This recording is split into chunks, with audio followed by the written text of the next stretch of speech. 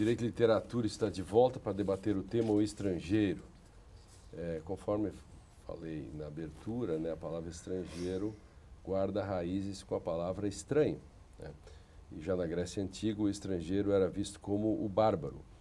E daí a gente forma o conceito, não? E nos textos que nós vimos, o mais explícito é o da Henriette, né? De que aquele que estava chegando era um bárbaro. É interessante a gente pensar que na Grécia nós temos essa imagem do bárbaro e nós temos uma diferença que se dá pela língua, né? Pelo idioma. O falar ou não falar grego, né? Mas há uma sutileza aí, porque a gente não pode dizer que isso não implique numa hierarquização de culturas, né? Quer dizer, aonde a gente entende que falar grego seria um estatuto superior a falar os idiomas bárbaros, né? Eu queria retomar a questão do estrangeiro, falando já que falamos em bárbaro, a questão do estrangeiro e a questão do forasteiro, né? No texto que eu trouxe, nós temos, já no título, é uma lenda.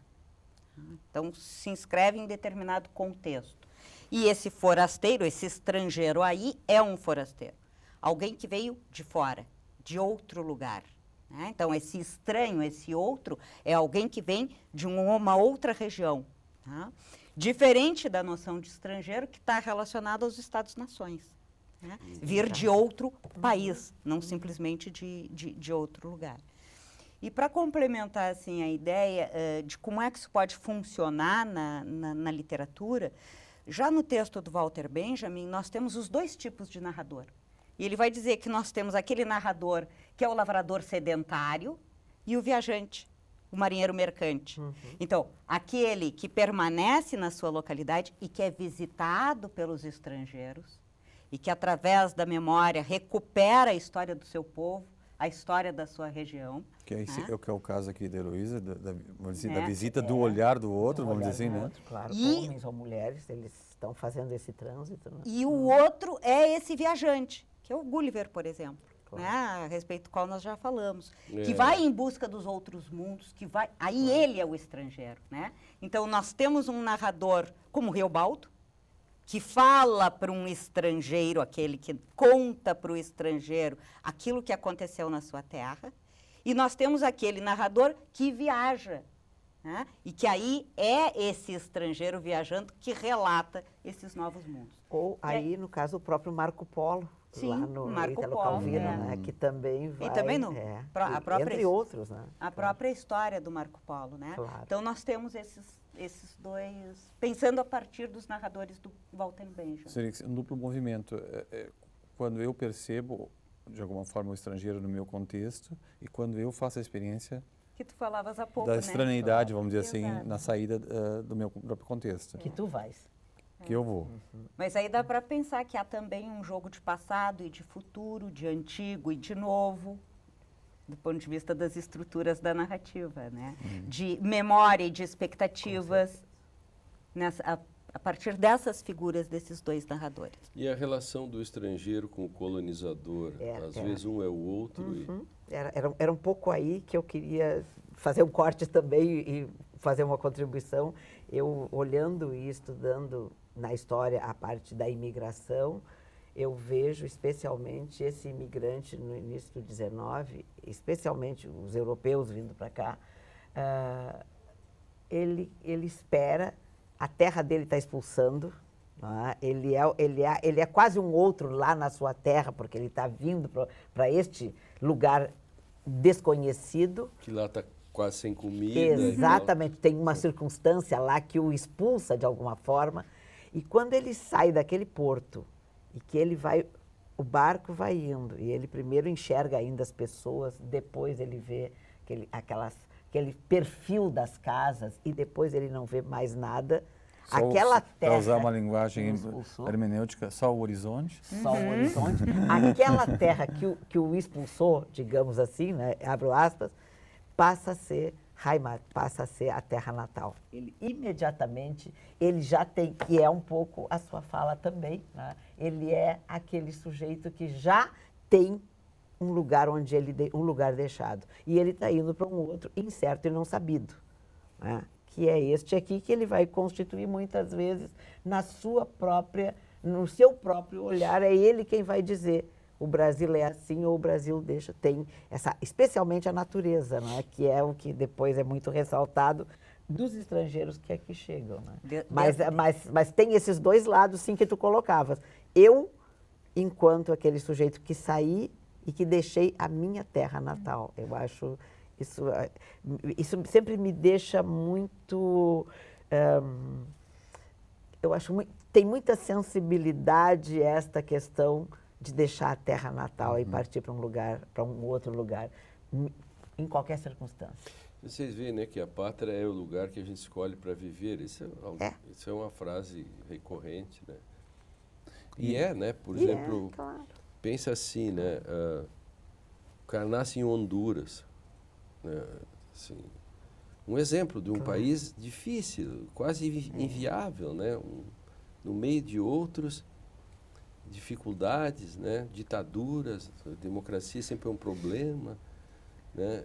Mas o cara é hondurenho, canta o seu hino, e a relação do hino, aí os símbolos nacionais com a questão do estrangeiro, isso é outra questão interessante, né? É interessante que alguns vão e não voltam, outros voltam, que é a contraposição clássica que a gente faz entre Ulisses e Abraão. Abraão foi e não voltou mais. Caminhou, né? Exatamente. Ele realmente... Ele procurou um outro lugar. E ficou, né? No E outro. ficou, Ulisses volta. Né? Então, pessoal que trabalha com Levinas, com filosofia do diálogo, trabalha muito essa distinção. Mas eu recuaria um pouquinho e falaria da experiência fundamental nossa de constituição, nossa autoconstituição. Que o ser humano, ele é como que uma tábula rasa, é um livro a ser escrito, a consciência nossa é uma consciência vazia no primeiro momento, e ela vai se constituindo, ela vai se tornando consciência de alguma coisa, a noção de intencionalidade da consciência. E esse processo de autoconstrução, ele se dá na história, no contexto em que vivemos, com essas experiências fundamentais que nós vamos fazendo, a família, os amigos, a língua, e esse fato de, por exemplo, sair do próprio contexto e viver no exterior representa uma grande perda de todos esses elementos que são fundamentais, são fundantes do ser humano. Nunca mais serão os mesmos, né, se tu sair. Porque você foi fundado por ali e está trocando, né? Claro. E essa experiência se dá, por exemplo, na saída do seu próprio país para um outro país, através da perda de costumes alimentares. A gastronomia no país para o qual se vai, eventualmente, é bem distinta. Completamente. Então, a questão de... Estou lembrando dos imigrantes. Pois é, né, a questão da própria flora intestinal vai ter que se Os adaptar. futebol, técnicos que têm exatamente, enormes dificuldades de se adaptarem.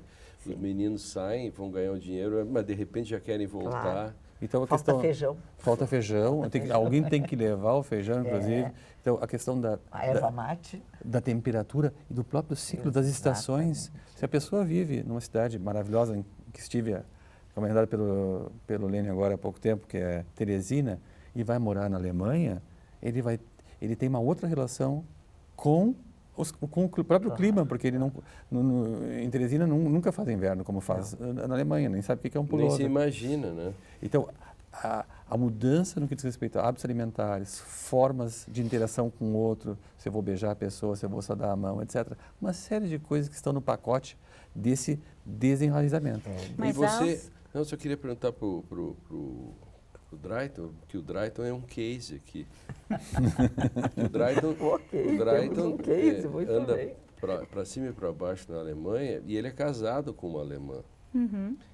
Pois é, tem em casa. Então, os filhos nasceram no Brasil, né, Drayton? 2 nasceram aqui e 1 nasceu lá. Pois é, você é um case, assim, quando nós estamos falando sobre o estrangeiro, porque quando você que vai tão seguido, enfim, a família de sua mulher é de lá, aí vocês falam 2 línguas normais em casa, alemão e português todo o tempo, seus filhos têm um um sotaque, alfabetizados também em alemão praticamente, assim, Sim. então falam perfeitamente. E você já, você não sente tanto mais quando vai para a Alemanha, por exemplo, você já está bem, você sente já quase um alemão nisso, ela se sente bem brasileira? Eu me sinto bem mais em casa, então comparativamente, né? Sim. Do que quando eu fui pela primeira vez em 94, Sim. né? E a minha esposa se sente bem mais em casa no Brasil, tanto é que para ela passar as férias dos meninos na Alemanha ou passar aqui no interior do Rio Grande do Sul é a mesma coisa. Ela ama a natureza no Brasil. Aquilo que não teve, ela aprecia muito, né? Para ela, qualquer lugar onde tenha bastante verde aqui no estado, ou em outro estado, Santa Catarina mesmo, que é mais vizinho. Então, eu faço a experiência de ser estrangeiro lá, ela faz a experiência de ser estrangeiro aqui, e nós tivemos que educar, vamos dizer, o nosso olhar permanentemente, lá e aqui, para o outro, como é que o outro está vendo. Por isso que eu perguntei para E algumas coisas que lá eu não compreendia. Eu vou dar um exemplo. Quando eu fui em 94 para lá, era uma terça-feira, eu dividi o apartamento com um estudante alemão. Ele disse o seguinte, era uma terça-feira, eu vou comprar hoje um terno, porque na sexta-feira eu vou a um sepultamento. Pensei, depois de alguns meses estudando alemão, meu alemão está muito ruim, porque ele vai comprar um terno hoje para ir no sepultamento daqui a 3 dias, né? É porque o costume de sepultamento lá é outro, não é logo 24 horas como aqui, como no Brasil, né? 24 horas sepulta. Lá se chama família, aquela coisa toda, e há o sepultamento. Então, certas coisas culturais que não se entende no primeiro momento, assim como a minha mulher não entendeu esses dias, olhando no domingo, uma votação, por que as pessoas diziam, meu pai, minha mãe, meu filho, etc. Ela disse, mas não é uma votação que está sendo feita aí? Ninguém entendeu. É uma votação, senhor. Por que estão falando tudo isso? Obrigado. Estranhamento maior ainda, né? O dela é inexplicável quase. Eu interrompi a Henriette, mas era importante ouvir o Drayton pela sua... Vamos continuar com o case, então, né? Porque um dos elementos, assim, é de que não há um apagamento total, né?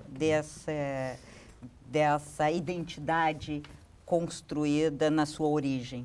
Não. O que algumas vezes a gente consegue detectar é a forma como se acentua um pequeno traço.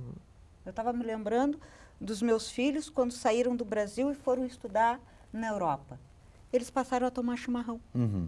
Coisa que aqui eles não faziam. E não faziam aqui. Não faziam claro aqui. Que não. Né?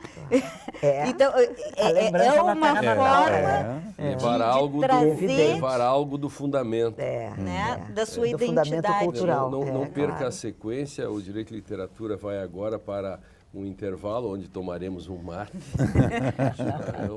Embora estejamos na pátria, a gente já volta para continuar a discussão sobre o estrangeiro. Vamos falar na sequência um pouco mais sobre a dimensão jurídica do estrangeiro.